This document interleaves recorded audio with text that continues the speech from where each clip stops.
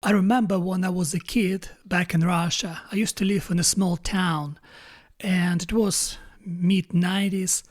And what happened is when I was in high school, I had a student with me who was in the same class as I am. He was the same age, but he was much stronger. And he was all right, but the thing about him was he was Chechen. And Chechens, they're incredibly close, they're incredibly traditional people. And they can be very violent. And this guy with whom I was in the same class, he was really respected because people were afraid of him. Because people realize that he has brothers, uncles who will go all the way to protect him or to protect their honor the way they see it. Because the problem people don't understand, there are certain groups of people who have the absolutely different values from other group of people. And it's all eventually goes how far they will go to protect their honor, how far they will go to protect each other. Because often people's internal family values are much more important than the country values or the community's values. And I still remember this when I was with him in high school, had trouble with one of the teachers in this high school, and he asked to his uncles and his brothers, and they came on these black cars and tried to stir some trouble in school with this particular teacher. My point is, you can see that they can go all the way. And they have no respect for Russian traditions, they have no respect for Russian women, they just have no respect for that. And they were incredibly tiny minority in my town, but people were afraid of them because you can feel this ability in them to go all the way, and they were ready to die or go to prison. And it's not everybody can handle people like that. And then eventually, when the war with Chechnya happened in Russia, they moved somewhere, I don't know where. What I'm talking about it, Russia in those days is not like America right now or like Europe right now, because Russia didn't have this ideological framework as America has, or as Britain has, or as Germany has, or the entire Euro Union has. Because Russia was kind of broken in some sense. When Soviet Union collapsed, people were trying to come back to religious views. There was a bunch of gangsters on the street. People were miserable and they were broken, and everything was different because nobody in some sense had this moral core, and we still tried to reconsider our values, and we couldn't understand what's happening with the country in general. But coming back to America and to Europe, I was thinking about this moral framework, this ideological framework that America and Europe has right now. And the problem with this framework is this forceful idea that men and women are physically equal. And I believe that men and women are supposed to be equal before the law. Otherwise, the roles must be absolutely different. And they're good in the different roles. They actually can be great contributors to the society if the roles are different, because their contributions are different and therefore much more significant. Although there are certain overlaps, and men and women can sometimes make contribution in similar roles, but majority of people have different roles with different contributions. And what happening now with this ideological indoctrination that women and men are physically have the same strength, they create this framework where women in charge of such an organization and men supposed to adapt to this new hierarchy of feminized society. Because if a woman in charge of you, you have to adapt to her way of ruling, to her way of directing things around you. And what happens is women usually have this interesting idea of denial force, because since they're physically weaker than men, they cannot rely on force. And therefore, this idea almost get rejected. Why I was talking about Chechens, for example, in my little town? Because according to feminism, it doesn't work. The force doesn't work. But the problem is force is still here. Force works. And there's a group of people, there's cultures that prioritize male brutal force to accomplish their goals. And when we have this framework, feminized framework with a feminized organization, because I used to work in corrections where I had female wardens. And what happened is, it was absolutely different story. It was constant de-escalation. It doesn't matter what's happening to you. You have to de-escalate by any means necessary because compassion is the key. And it doesn't matter that a person who tried to attack you as a pedophile or rapist or murderer, you have to de-escalate, you have to be compassionate, you have to be incredibly respectful, because the force itself is denied to men who can use this force, who are able to use this force. But when you have female in charge, she perceives the world differently, and therefore she forces men who under her command to perceive the world absolutely differently as well. Also, men themselves, they see women in charge differently because they don't apply to her the same standards as they apply to each other. And what I'm saying about this, because this framework creates this empathy. And empathy is not a bad thing, but the problem is there's time for empathy and there's time for force, because empathy without force is just weakness. And that's what's happening now to Europe and to America in some sense, because you cannot have compassionate justice, because compassionate justice is injustice to the victims. Because if you're compassionate to criminal, you by definition cruel to victims, because you cannot have both. It's only one or another. And we have this confusion now in this framework. But what my main idea of this framework is some progressive females, they trap themselves inside of this framework because they don't have religion to be able to pacify their spirit, to make themselves more better, feel more better, more meaningful with their life. They just rejected religion.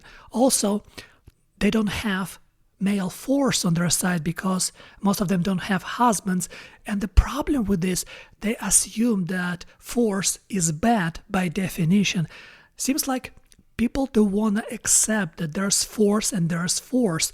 There's force of protectors and there's force of destroyers. Men can be both easily. That's why you have to train men to be protector, not to destroyer. But what the West did, they disregard the notion of protectors and lamp it along with the destroyer and completely admonish it.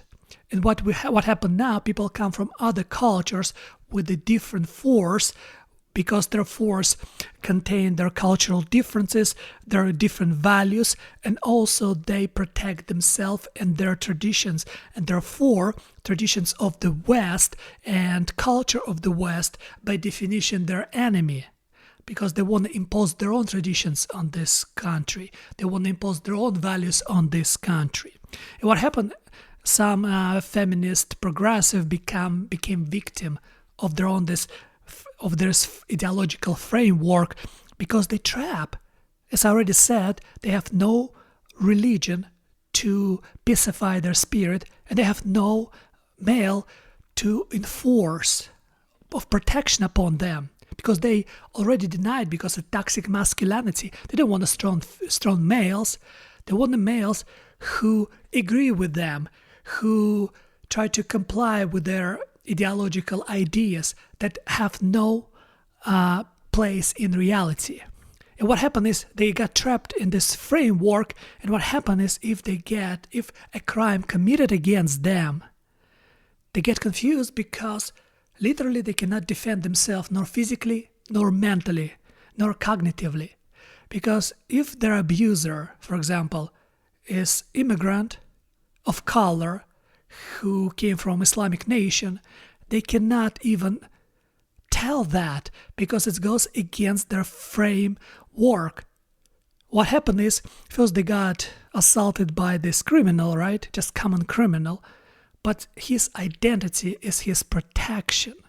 And they cannot fight his identity because their framework requires absolute collaboration, absolute obedience.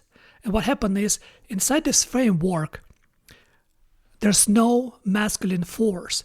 There's people who come from such a nation where brutal force is acceptable. They have to be re-educated, and we have to give them opportunity to re-educate themselves. And if they commit crimes, it's because they didn't assimilate yet. And also you have to give them chance. You have to be forgiving to them. And what happened? A crime committed against a woman, and she cannot even experience normal emotional response when if crime committed against you. This such an anger, this really good anger that would help you to reevaluate your own ideological predisposition and change yourself, because your brain always, if something happened bad to you, your brain need to learn.